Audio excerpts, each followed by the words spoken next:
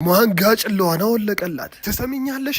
ከዚህ በኋላ እኔ አንቺ አባት አይደለሁም በማለት ሲናገር አባቷም አካሉን ከኔ ሚስት መንካት አትችልም በሚል አስተያየት እያየው ወልከር ወደ ፊት ለፊት መጣ። አባትየውም ወልከርን በማየት አንተ ማን ነኝ ብለህ ነው ኪንግ ዜኒት ባዘጋጀው ፕራይቬት ኢቨንት ላይ የተገኘው በማለት ተናገረ። በመቀጠልም እንዳለ የኒውዮርክ ሰዎች እንዳለ ልጄ ጽዳት ሰራተኛ ማግባቷን ሰሙ፣ ምን አይነት አፍረት እንደተሰማኝ እያየህ ነው ወይ ሲለው ባለቤቴ እንድትናገረው አልፈልግም፣ ኃላፊነት የሚሰማው ሰው ነው ኪንግ ዜኒት ጋር ያመቻችልኝ እሱ ነው ስትል አንቺ ግን ምን አይነት ሆነሽ በዚህም አይነት ሁኔታ እኛ ላይ ትቀልጅብናለሽ?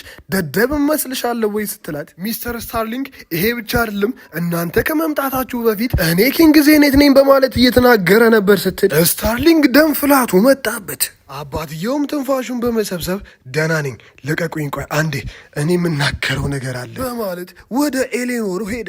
ሬዙዬ ኤሌኖር አቺ እውነት ነው ይሄ ጽዳት ሰራተኛ በህዝብ አደባባይ ኪንግ ዜኒትን እንደዛ ብሎ ተናግሯል ሲላት ይሄ እብደት ነው እኔ አላምንም። ኤሌኖር ላይ ሲጮህባት ሰዎቹም ኪንግ ዜኒትማ ከተናደደባቸው ስታርሊንግ ፋሚሊ የሚባል ነገር የለም ድምጥ ማጣቸው ይጠፋል ሲሉ እናትየው በጣም ደነገጠችና ምንድነው ሻውን የምናደርገው ብላ ሚስተር ስታርሊንግን ጠየቀችው። ስታርሊንግም ኤሌኖርን ሲያት አባቴ ብላ ስትናገር ወልከርም የኤሌኖርን ጭንቀት አየና ማንም የእናንተን ድርጅት አይነካም፣ ይህንን ደግሞ እኔ ቃል ገባላችኋለሁ፣ ምክንያቱም እኔ ብሎ ሳይጨርስ አንተ ዝም በል አንተ ልትናገር የጅል ወሬ ብቻ ነው በማለት ሲናገር ወልከርም በጣም ተናደደ። አባቴ ከዚህ ነገር መውጫው አንድና አንድ ነው።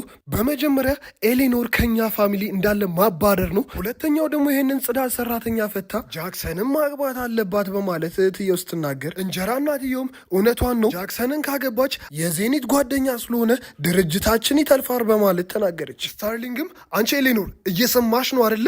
ይህንን ሰውዬውን ፈተሽ ቶሎ ብለሽ ጃክሰንን ታገቢያለሽ፣ ጃክሰንም እንደመጣ እግሩ ስር ወድቀሽ ይቅርታ ትይዋለሽ በማለት በቁጣ ተናገራት። በመቀጠልም ድርጅታችን ሊተርፍ የሚችለው ብቸኛው መንገድ ይሄና ይሄ ነው በማለት ተናገረ። ኤሌኖርም እያለቀሰች ጃክሰን ማን እንደሆነ አታውቅም አባቴ፣ በጣም ሴት አሳዳጅና በጣም ሴሰኛ ነው፣ እንዲሁም የተለያየ ድራጎችን ይወስዳል፣ ኃላፊነትም የሚሰማው አይነት ሰው አይደለም፣ ስታይን ነው የሚያሳጣኝ ስትለው የአንቺ ደስታ ጉዳያችን አይደለም፣ የእኔ ጉዳይ ስታርሊንግ ካምፓኒ እንዳይከስር ነው በማለት ተናገራል። ኤሌኖርን ደንግጣ እንዴ አባቴ እኔ እኮ ልጅህ እኮ ነኝ፣ እንዴት ነው እኔ ላይ እንደዚህ የምታደርገው ስትለው እህትየውን በመግባት አባታችን እኮ ምንም አላደረገም ጥሩ ባል ነው የመረጠልሽ ስትላት እሺ እውነቷን ነው፣ ይህንን ጽዳት ሰራተኛ አሁኑ ፍቺውና ጃክሰንን ታገቢዋለሽ፣ ይሄ የመጨረሻ እድልሽ ነው በማለት ሲናገራት በፍጹም ወልከርን ያልፈታውም፣ ሲቀጥል ደግሞ እንደ ጃክሰን አይነት ሰው በፍጹም ላገባ አልችልም በማለት ስትናገር በጣም ጥሩ አሁኑ ከዚህ በሴኩሪቲ ያስወጣሻለሁ፣ ስታርሊንግ ፋሚሊ ማድለሽም በማለት አባቷ ስታርሊንግ አንባረቀ። ኤሌኖርም አባቷን በማየት አባቴ የዚህን ያክል ግን ርቀት እንደሄድ ካላወቅኩኝም ነበረ ስትለው አዎ ታዲያ እንዴት ላደርግሽ ነበረ ይሄን ጽዳት ሰራተኛ ስታገቢው እንዴት ዝም ብዬ አይሻለሁ ሲላት አባቴ እኔ ጭንቅላቴን አጥቼ ነበር፣ ነገር ግን እሱ ነው ጭንቅላቴን የከፈተልኝ፣ ያለዚያ ግን ያንን ጃክሰን አግብቼ ህይወቴ እንዳለ የተቃጠለ ነበር የሚሆነው፣ የወደድኩትም ገንዘብ አለው የለም ብዬ አይደለም ምርጫዬ ስለሆነ ነው ስትለው አንቺም የኔን አይን ከፍተሽልኛል፣ ድርጅታችንና ቤተሰባችንን ለመጣል የተነሳሽው፣ ለዛም በአደባባይ አሁን እናገራለሁ አንቺ የኔ ልጅ አይደለሽም፣ ከዚህ በኋላም ስምሽ እኛን አይወክልም በማለት ሲናገራት ኤሌኖር ክፉኛ ደነገጠ። እህትየውም ወደ እናቷ ሄዳ እናቴ ድርጅታችን ከዚህ በኋላ የኔ ነው የሚሆነው ስትላት አዎ እቺ ማትረባ ልጅን አስወጥተናት ከዚህ በኋላ አንቺ ነሽ የምትሆኚው፣ አባትሽን ግን እንዳታሳዝኝ አለች። ወልከርም ወደፊት ለፊት በመውጣት የሁሎት ኤሌኖር አባት ኤሌኖር የእርሶ ልጅ ካልሆነች ኪንግ ዜኒት ለእናንተ ድርጅት አንዳች ቅንጣቢ ሳንቲ እንኳን ኢንቨስት አያደርግም፣ ኢንቨስት የሚደረገውም ለእናንተ ድርጅት ካንስል ይሆናል ሲል እህትየውም ወደ ወልከር በመምጣት አንተ ቆይ ማን ነው ፍቃድ የሰጠ እንድትናገር እንኳን በማለት በቁጣ አንባረቀችበት። ይሄም አለቅላቂ በመካከል ገብቶ ይኸውልህ እስካሁን እያወራን የነበረው የትልቅ ድርጅት ነው አይደለ?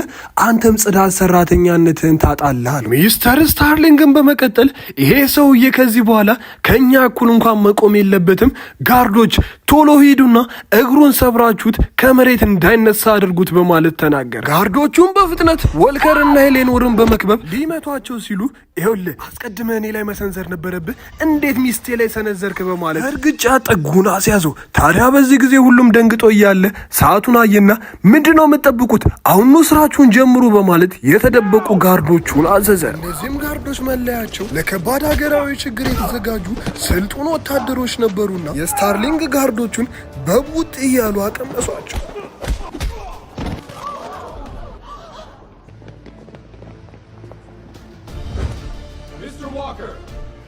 ነገሩ እንዳለ ፊልም የመሰላት ኤሌኖርም ነገሩን በመደነቅ እየተመለከተች ነበር። ታዲያ ህዝቦቹም እንዴ እነዚህ እኮ ኤምፓየር ጋርዶች ናቸው፣ ከባድ የሆነ ተልእኮና ትልቅ ባለስልጣን ከሌለ እዚህ መካከላችን ላይ ሊመጡ አይችሉም ብላ ስትናገር እንዴ ይሄ ኪንግ ዜኒት ነው እንዴ?